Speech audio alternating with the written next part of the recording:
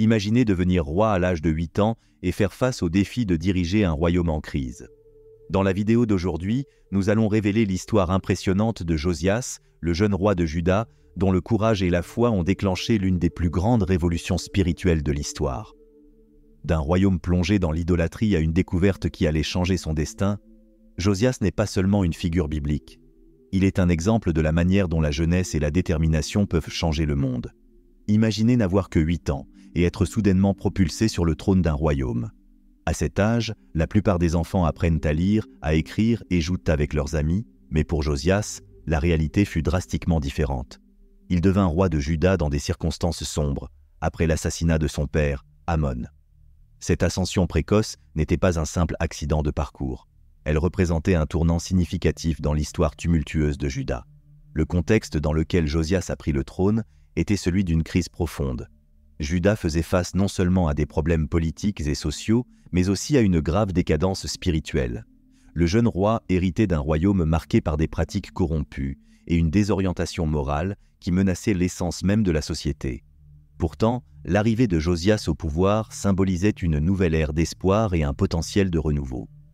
À cette époque, évidemment, Josias ne gouvernait pas seul. Il était entouré de conseillers et de tuteurs, des figures essentielles qui aidaient le jeune roi dans les complexités du gouvernement. 6 conseillers étaient chargés d'orienter Josias, en lui enseignant non seulement comment être un leader efficace, mais aussi comment restaurer l'intégrité spirituelle d'un royaume fragmenté.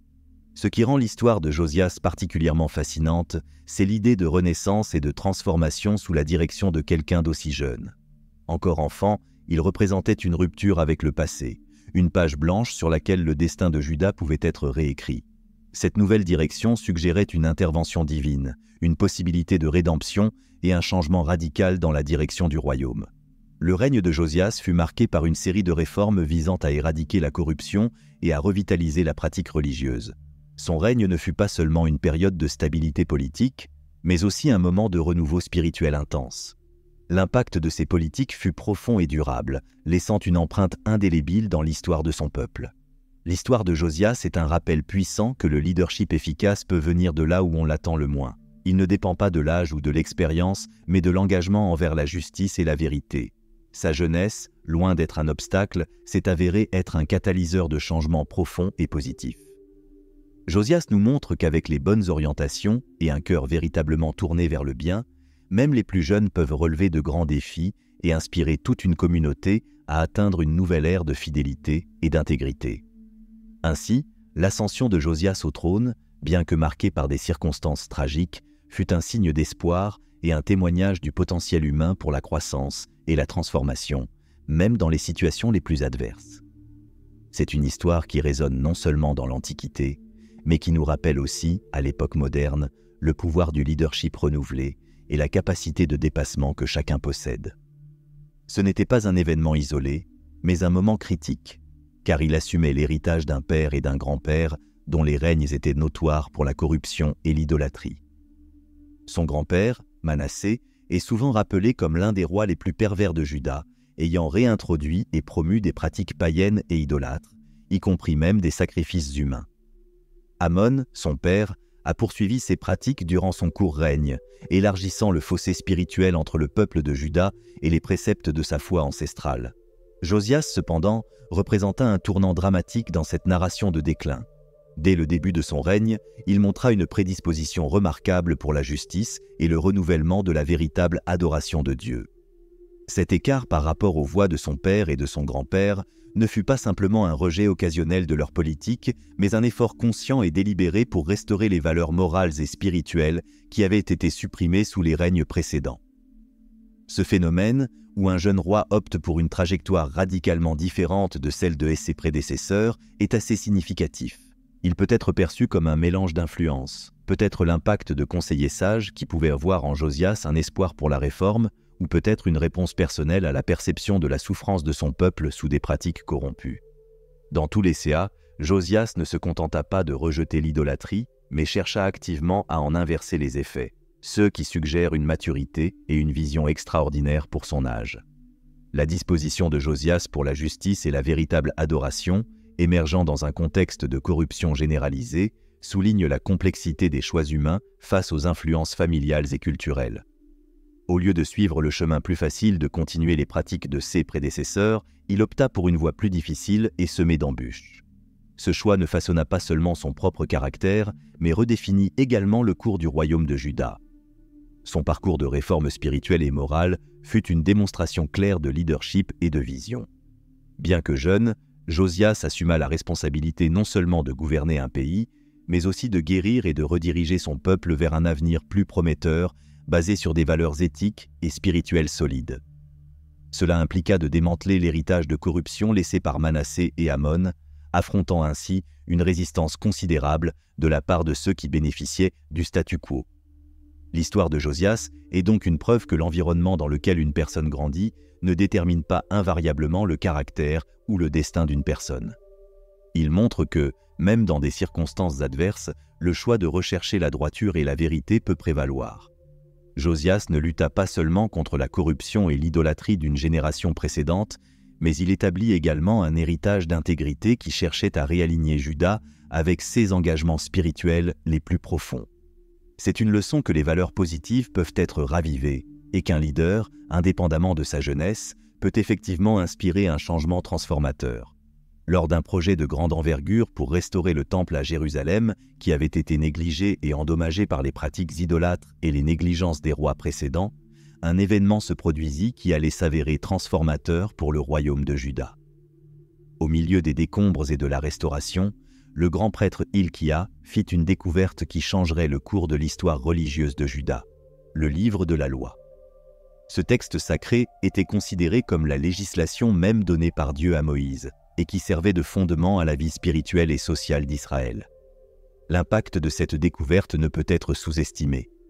Pour Josias, le jeune roi déjà engagé dans des réformes pour purifier son royaume des influences corrompues et des pratiques païennes héritées de son père et de son grand-père, trouver le livre de la loi fut un moment de révélation divine et une confirmation de son chemin. Lorsque Hilkia présenta le livre à Josias, le roi réagit avec une émotion viscérale et intense. En entendant les paroles du livre, Josias déchira ses vêtements, un geste traditionnel de deuil et de repentir profondément enraciné dans les traditions juives, symbolisant son chagrin face à l'état de corruption spirituelle dans lequel son royaume avait sombré. La présence physique du livre apporta une nouvelle dimension aux réformes de Josias. Jusqu'alors, ses actions contre l'idolâtrie étaient motivées par un sens général du devoir religieux et de la justice, mais le livre de la loi offrait un texte concret et autoritaire, un guide qui délimitait spécifiquement les exigences de Dieu pour son peuple. Cette découverte fut une sorte de renaissance spirituelle, non seulement pour Josias, mais aussi pour tout le peuple de Juda. Il comprit qu'il ne suffisait pas simplement de supprimer les influences païennes extérieures. Il était également nécessaire de restaurer l'adoration et la vie communautaire en accord avec les lois établies depuis l'époque de Moïse. Motivé par cette rencontre transformante avec le texte sacré, Josias prit des mesures immédiates pour centraliser la pratique religieuse autour des lois retrouvées. Il convoqua une grande assemblée de tout le peuple, du plus petit au plus grand, et lut à haute voix toutes les paroles du livre. Cet acte de lecture publique ne fut pas seulement éducatif, mais également une réaffirmation collective du pacte entre Dieu et son peuple, un appel au repentir et au renouvellement de l'engagement à vivre fidèlement selon les lois de Dieu. L'effet de cette lecture et la réponse subséquente du peuple furent profonds. Cela inspira un renouveau de l'Alliance nationale où dirigeants et citoyens s'engagèrent à suivre les préceptes du livre de la loi, marquant une renaissance religieuse visant à restaurer la justice, la piété et l'ordre moral. Cet événement souligna l'importance des Écritures et de la tradition comme fondement de la vie spirituelle, servant de rappel puissant que la véritable réforme implique à la fois un retour aux pratiques oubliées et un renouvellement du cœur et de l'esprit. La découverte du livre de la loi lors de la réforme du temple par Josias fut donc bien plus qu'un simple incident archéologique. Ce fut un catalyseur de changement spirituel, un moment décisif qui réorienta le royaume de Juda vers ses racines religieuses et éthiques et réaffirma la centralité de la loi divine dans la gouvernance et la vie communautaire. Cet événement souligne comment un leadership informé et engagé, guidé par des principes sacrés, peut effectivement transformer une société. Lorsque Josias prit la responsabilité de purifier Juda et Jérusalem de l'idolâtrie à l'âge de 20 ans, il s'engagea non seulement dans une mission de réforme religieuse, mais aussi de transformation culturelle et spirituelle du royaume. Ce jeune roi, qui avait déjà montré une inclination remarquable pour la justice et une profonde révérence pour les traditions de sa foi, se trouva confronté à une tâche monumentale: éradiquer des siècles de pratiques païennes qui avaient été intégrées au tissu social de Juda sous l'influence de ses prédécesseurs. Le premier pas dans ce parcours de réforme fut la destruction physique des autels païens. Josias, guidé par les instructions du livre de la loi, dirigea personnellement la démolition des autels et des hauts lieux dédiés à des dieux tels que Baal et Astarté, des divinités dont le culte était profondément enraciné dans certaines régions de son royaume. Ces lieux n'étaient pas seulement des centres d'adoration, mais aussi des lieux de festivités communautaires qui incluaient souvent des rituels contraires aux lois mosaïques, comme des sacrifices rituels défiant les normes établies par le monothéisme judaïque.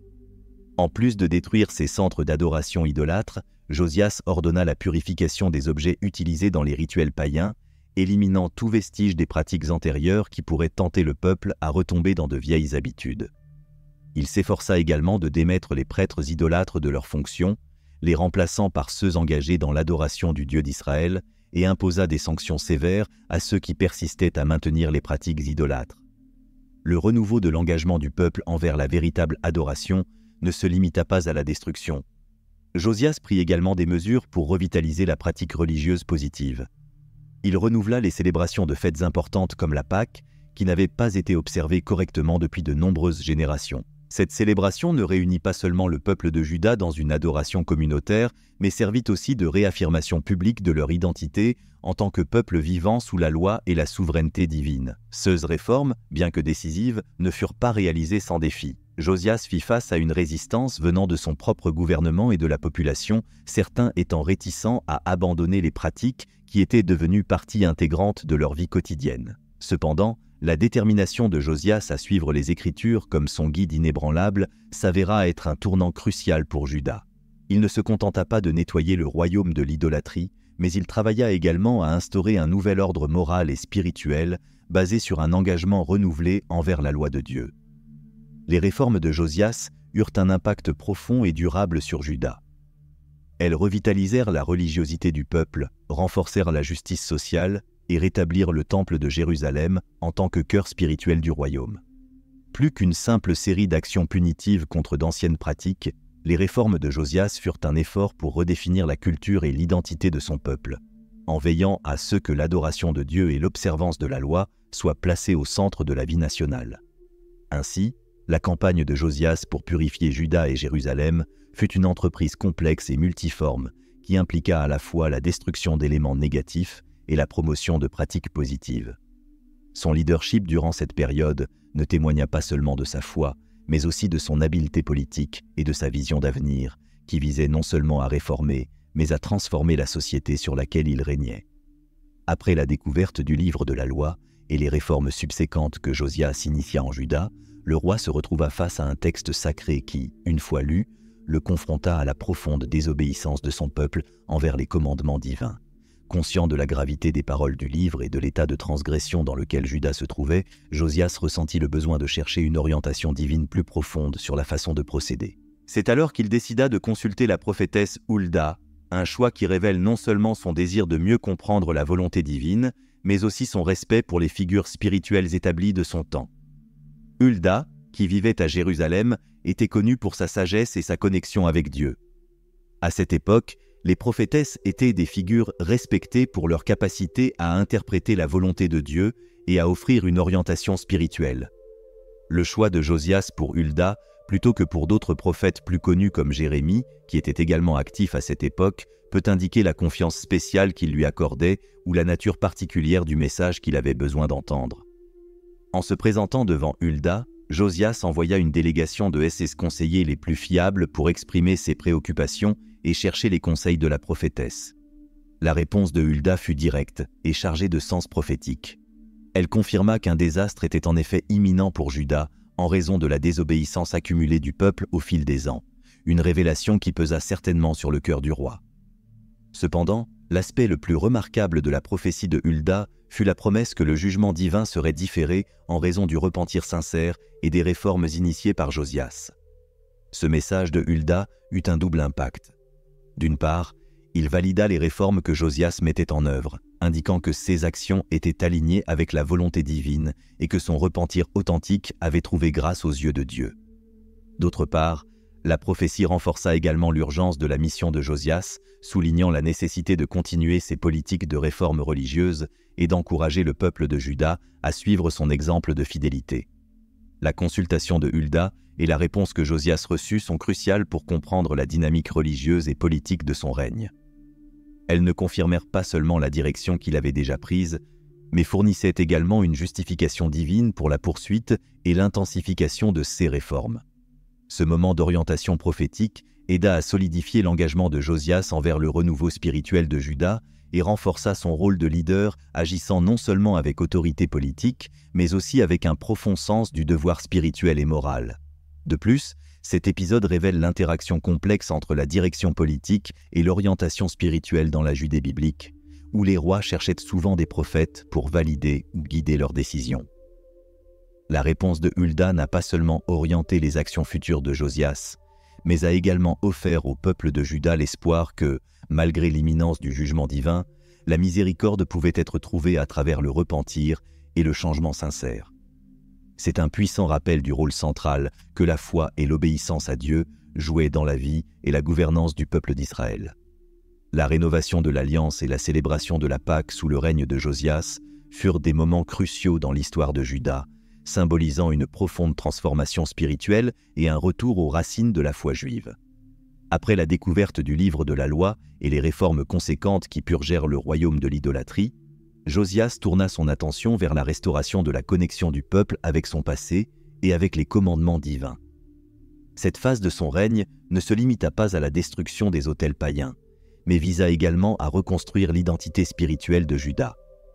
La Pâque, une fête instituée pour commémorer la libération des Israélites de l'esclavage en Égypte, avait été négligée et n'était pas célébrée conformément aux prescriptions du livre de la loi depuis plusieurs générations. Josias, reconnaissant l'importance de cette fête comme un pilier central de la foi et de la pratique juive, décida de restaurer sa célébration selon les instructions trouvées dans le livre sacré. La célébration de la Pâque sous son commandement fut méticuleusement planifiée pour suivre toutes les normes et rituels spécifiés, un effort pour réaligner la pratique religieuse du peuple avec les lois divines. Josias organisa une cérémonie de rénovation de l'Alliance qui servit de marqueur pour la réaffirmation des engagements de Juda envers Dieu. Cet événement fut plus qu'une simple formalité religieuse. Ce fut une déclaration publique et collective de foi et de repentir pour les écarts passés. Le roi, avec les prêtres, les lévites et toute la population, participa activement à cette rénovation, qui inclut des sacrifices, des prières et des lectures du livre de la loi. En faisant cela, Josias ne se contentait pas de guider son peuple dans une observance religieuse, mais il renforçait également les liens sociaux et culturels qui unissaient la communauté. Le choix de célébrer la Pâque de manière aussi proéminente et rigoureuse fut également une manière d'éduquer le peuple sur l'importance de la mémoire et de l'histoire dans la vie de foi.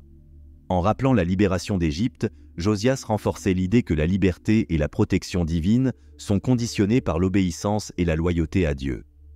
La célébration en elle-même fut décrite comme l'une des plus grandioses et fidèles aux Écritures de toutes celles qui avaient été réalisées en Juda, surpassant en dévotion et en échelle les festivités des rois précédents. Cette Pâque restaurée ne fut pas seulement une célébration du passé, mais un point de renouveau pour l'avenir. Elle symbolisait l'espoir de Josias que, tout comme Dieu avait libéré les Israélites de l'esclavage en Égypte, il pourrait également libérer et protéger Juda des conséquences de ses transgressions passées si le peuple restait fidèle à lui. Ce fut un moment de communion intense, non seulement avec Dieu, mais aussi entre les membres de la communauté, qui partagèrent l'engagement de vivre selon les préceptes divins. En somme, la rénovation de l'Alliance et la célébration de la Pâque furent l'aboutissement des réformes de Josias, marquant une renaissance spirituelle et sociale en Juda. Ces événements reflétèrent le désir de Josias de restaurer complètement l'adoration pure et la pratique de la loi divine, des fondements qui visaient à assurer la bénédiction et la protection de Dieu sur son peuple. Ils mettent en lumière la capacité de Josias à combiner leadership politique et spiritualité profonde, guidant Juda à travers une période de transformation religieuse et morale significative. Le roi Josias, dans sa jeunesse et son fervent religieux, ne se contenta pas de faire face aux défis politiques de son royaume, mais se lança également dans une croisade profonde pour éradiquer l'idolâtrie de Juda. Cette campagne ne fut pas seulement une série de réformes isolées, mais une transformation globale qui cherchait à réaligner tout le royaume avec les lois et les commandements trouvés dans le livre de la loi qui avait été redécouvert lors de la rénovation du temple. Josias, motivé par un sens aigu de l'urgence spirituelle, reconnut que les pratiques idolâtres enracinées en Juda étaient non seulement offensantes pour Dieu, mais aussi corrosives pour l'intégrité morale et spirituelle de son peuple. L'approche de Josias pour éliminer l'idolâtrie était multifacette et méticuleuse. Il commença par la démolition physique des autels païens et des hauts lieux disséminés dans tout le royaume. Ces lieux, souvent situés sur des collines ou dans des bois, étaient des centres de rituels impliquant des divinités cananéennes telles que Baal et Astarté. La destruction de ces autels n'était pas seulement un acte symbolique de purification religieuse, mais une déclaration politique forte dénonçant les pratiques que ses prédécesseurs avaient permis ou même encouragées. De plus, Josias se concentra également sur la purification du culte dans le temple de Jérusalem, qui avait été profané par des objets et des rituels idolâtres. Il ordonna la suppression de tous les artefacts païens du temple, restaurant le sanctuaire à sa fonction originale en tant que lieu de culte exclusif au Dieu d'Israël. Cet effort était crucial, car le temple était le cœur spirituel de la nation, et sa purification réaffirma la sainteté et la centralité de l'adoration monothéiste. Josias savait également que pour éradiquer complètement l'idolâtrie, il devait s'attaquer à la structure cléricale qui soutenait ces pratiques. Ainsi, il déposa les prêtres idolâtres qui servaient dans ces autels païens et installa des chefs religieux engagés à observer la loi mosaïque. Ce changement ne visa pas seulement à assurer la pureté du culte, mais contribua également à rééduquer le peuple sur l'importance de suivre les voies prescrites par Dieu. Une autre dimension des réformes de Josias fut la promotion des festivals et célébrations bibliques, comme la Pâque, qui furent revitalisées pour renforcer l'identité religieuse et la cohésion communautaire. En restaurant ces pratiques conformément aux Écritures, Josias renforça non seulement l'obéissance à la loi de Dieu, mais réaffirma également le récit historique et théologique qui définissait le peuple d'Israël. Ces célébrations servirent de rappel vivant de l'alliance entre Dieu et son peuple, ainsi que de la libération et de la protection que Dieu avait accordée par le passé. L'éradication de l'idolâtrie sous Josias fut donc une campagne globale qui toucha tous les aspects de la vie religieuse et sociale de Juda. Ces actions reflétaient non seulement sa dévotion personnelle et son engagement envers le culte pur, mais également sa capacité à diriger un mouvement de réforme qui exigeait à la fois conviction et prudence. Les réformes de Josias contribuèrent à établir un héritage de fidélité à Dieu qui se voulait durable, bien que, comme l'histoire l'a montré, les défis à l'intégrité spirituelle du peuple de Juda étaient loin d'être terminés. Grâce à son leadership vigoureux, Josias transforma non seulement la pratique religieuse de son époque, mais redéfinit également le cours spirituel de son royaume, soulignant le pouvoir de la loi divine comme fondement de la justice, de l'ordre et de la prospérité. La mort de Josias, survenue à 39 ans lors de la bataille de Megiddo, fut un événement tragique qui eut des répercussions profondes tant pour le royaume de Juda que pour l'héritage spirituel qu'il laissa. Josias tentait d'empêcher l'avancée du pharaon Néchao d'Égypte, qui se déplaçait pour soutenir l'affaibli empire assyrien contre la menace croissante babylonienne. Ce conflit ne coûta pas seulement la vie à Josias, mais marqua également un tournant décisif dans la fortune politique de Juda. La mort de Josias en bataille est souvent vue comme symbolique, la fin d'un règne caractérisé par des réformes profondes et un engagement à restaurer l'adoration conformément aux lois de Dieu. Après sa mort, Juda entra rapidement dans une période d'instabilité politique et spirituelle. Ses successeurs ne maintinrent pas l'engagement envers les réformes que Josias avait instituées, et le royaume se retrouva de nouveau confronté à des influences idolâtres et à des alliances politiques douteuses. Ce déclin culmina finalement avec la conquête babylonienne et la destruction de Jérusalem en 586 AV-JC, des événements qui menèrent à l'exil babylonien du peuple juif. Cependant, malgré cette fin sombre pour le royaume qu'il aimait tant et qu'il lutta pour réformer, l'héritage de Josias en tant que roi dévot et réformateur resta influent dans les récits bibliques et dans la mémoire collective du peuple juif. Josias est souvent rappelé comme l'un des rois les plus pieux de Juda, dont le zèle pour la loi de Dieu et pour le culte approprié furent vus comme un modèle de leadership religieux. Les chroniques bibliques, notamment dans les livres des rois et des chroniques, dépeignent sa réforme comme un point culminant dans l'histoire du royaume, une brève période de renouveau et de fidélité à Dieu, au milieu des fréquents écarts et échecs des autres rois. Au-delà de ses réalisations politiques et de ses réformes religieuses, la mémoire de Josias servit de phare d'espoir et d'appel au repentir. Il exemplifiait l'idée que le véritable pouvoir et la stabilité ne viennent pas des alliances politiques ou des conquêtes militaires, mais d'une relation correcte et obéissante avec Dieu. Les histoires de ses réformes et de son destin tragique furent utilisées par des prophètes ultérieurs comme une leçon sur les conséquences de la désobéissance et comme une exhortation pour que le peuple de Juda revienne aux voies de Dieu. Ainsi, bien que la mort de Josias ait marqué le début du déclin pour l'État de Juda, son héritage en tant que réformateur spirituel continua d'inspirer les générations futures. Il demeure une figure emblématique dont la vie incite les gens à considérer l'importance de l'intégrité, du leadership dévot et de l'impact durable qu'un engagement sincère envers les principes divins peut avoir. Même face à l'adversité et à l'effondrement éventuel de son royaume, l'histoire de Josias nous rappelle que les efforts en quête de la véritable adoration et de la justice ne sont jamais vains et peuvent laisser un héritage qui transcende les générations et les circonstances immédiates. Avec la vie et le règne de Josias, nous sommes rappelés du pouvoir des actions guidées par la foi et de l'importance de dirigeants véritablement dédiés aux principes de justice et d'adoration pure. L'histoire de Josias n'est pas seulement un récit du passé, mais une invitation à réfléchir sur la manière dont chacun de nous peut rechercher la droiture dans nos propres vies. Si vous avez été inspiré par l'histoire de Josias, ou si vous avez des réflexions sur l'impact de ces réformes et son héritage durable, n'hésitez pas à commenter ci-dessous. Nous voulons entendre votre avis et discuter davantage de la façon dont ces enseignements anciens résonnent encore aujourd'hui. Et si vous avez apprécié cette vidéo, cliquez sur « J'aime » pour nous soutenir et abonnez-vous à la chaîne si ce n'est pas déjà fait. Ainsi, vous ne manquerez aucune de nos futures vidéos qui explorent les profondeurs de l'histoire et de la spiritualité. Merci d'avoir regardé et à la prochaine fois.